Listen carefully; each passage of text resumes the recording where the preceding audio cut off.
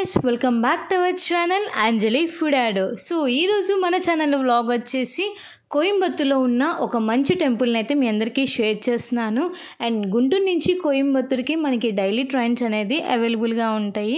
And చాలా short journey అనమాట. ఇది వచ్చేసి కోయంబత్తూరులో most famous temples and places అనేవి నేను కింద డిస్క్రిప్షన్ బాక్స్లో ఆల్రెడీ మెన్షన్ చేస్తాను, ఒకసారి వెళ్ళి చూసేయండి. సో మేము ఇప్పుడు కోయంబత్తూరులో ఇంకొక టెంపుల్ని చూడడానికి అయితే వెళ్తున్నాము. అండ్ కోయంబత్తూరు నుంచి ఆ టెంపుల్కి జస్ట్ 7 కిలోమీటర్స్ దూరంలో ఉంటుంది.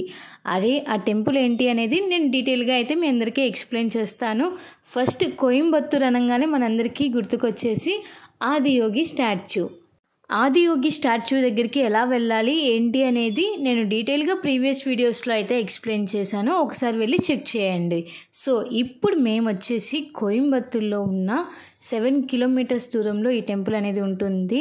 అండ్ తమిళనాడు చాలా ఫేమస్ టెంపుల్ అనమాట. ఇది వచ్చేసి పటేశ్వర స్వామి టెంపుల్. అండ్ ఇక్కడ మనకి నోయల్ దగ్గర ఉన్న పటేశ్వర స్వామి టెంపుల్. సో ఇక్కడ వచ్చేసి మొత్తం తమిళ్లో ఉంటుంది, కానీ ఇక్కడ మనకి శివయ్య అయితే దర్శనం అయితే ఇస్తారు.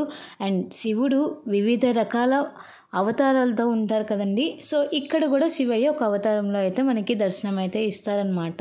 సో మీరు పైన టెంపుల్ మొత్తం చూస్తున్నట్టయితే నిజంగా స్వామివారి అలంకరణ మొత్తం కథ మొత్తం ఎక్స్ప్లెయిన్ చేస్తున్నారు. నిజంగా చాలా బాగుంది ఈ టెంపుల్. అలానే ఇక్కడ అమ్మవారి దర్శనం కూడా మనం చేసుకోవచ్చు అనమాట. ఇక్కడ సాంబశివుడు అలానే మరకతాంబిత అమ్మవారి దర్శనం అయితే ఇస్తారు. అండ్ ఈ టెంపుల్ అయితే చాలా పెద్దది, 100 years క్రితం టెంపుల్ అనమాట. సో ఇక్కడ చాలామంది టూరిస్ట్ అండ్ అలానే అక్కడ స్వామివారిని దర్శనం చేసుకోవడానికి ఎక్కడెక్కడి నుంచో వస్తారనమాట. పెరూర్ అంటే ఇది కోయంబత్తూరు నుంచి 7 కిలోమీటర్స్ దూరంలో ఈ టెంపుల్ అయితే ఉంటుంది. మేమందరం చక్కగా ఫ్యామిలీతో విజిట్ చేసాము ఈ టెంపుల్స్ మొత్తం. సో మీరు కోయంబత్తూరుకి వెళ్తే కనుక ఆదియోగి స్టాచ్యూ అండ్ అలానే ధ్యానలింగం, వినాయకుడు టెంపుల్ అండ్ ఇక్కడ పటేశ్వర స్వామి టెంపుల్ అలానే సుబ్రహ్మణ్యేశ్వర స్వామి టెంపుల్, చాలా టెంపుల్స్ అయితే ఉన్నాయి. సో ఇక్కడ మీరు చూస్తున్నది సాంబశివుడు టెంపుల్ అనమాట. అండ్ ఇక్కడ చెక్కడం కానీ అండ్ ఆర్కిటెక్చర్ కానీ నిజంగా చాలా బాగుంది. అమ్మవారి దర్శనం కూడా మీరు చక్కగా చేసుకోవచ్చు. సో నేను ఇక్కడ ఆదియోగి స్టాచ్యూయే చాలా పెద్దది అనుకుంటున్నాను, కానీ కోయంబత్తూరులో తమిళనాడులో ఇంకా చాలా ప్లేసెస్ ఉన్నాయి చూడ్డానికి. అండ్ టైం అయితే మాకు అస్సలు సరిపోలేదు, అన్నీ ఉన్నాయన్నమాట. సో ఈసారి మీరు వెళ్ళినప్పుడు కూడా ఈ టెంపుల్స్ మొత్తం బకెట్ లిస్ట్లో అయితే యాడ్ చేసుకొని ఒక్కటి కూడా మిస్ అవ్వకుండా చూడండి. సో టెంపుల్ మొత్తం మీ అందరికీ వ్యూ అయితే ఎలా ఉంది అని చూపిస్తున్నాను. అండ్ ఇక్కడ చాలా పీస్ఫుల్గా అండ్ చాలా ప్లెజెంట్గా ఉందన్నమాట. ఈ టెంపుల్ టైమింగ్స్ వచ్చేసి మార్నింగ్ 6 నుంచి ఓపెన్లో ఉంటుంది అండ్ ఆఫ్టర్నూన్ ఒక 2 hours అయితే బ్రేక్ ఉంటుంది. మళ్ళీ 4 to 9 అయితే టెంపుల్ అయితే ఓపెన్లో ఉంటుంది. సో మనం గూగుల్లో కూడా చక్కగా లొకేషన్ అనేది చూడొచ్చు.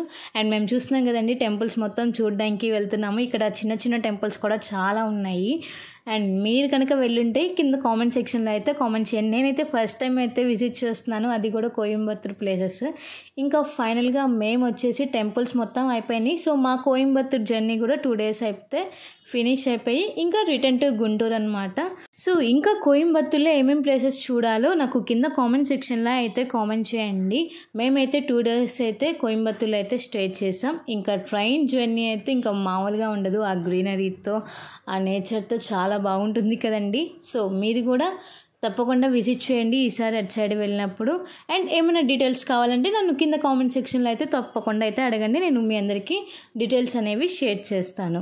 సో ఫైనల్గా అయితే మేము ఇంకా కోయంబత్తూరు టు గుంటూరు అయితే వచ్చేస్తున్నాము. Hope you like this video. Please like, share, comment and subscribe my channel. Don't forget to press the bell icon for more updates. Until then keep watching Anjali Food Ado for more videos. Stay tuned guys. Thanks for watching. Bye bye.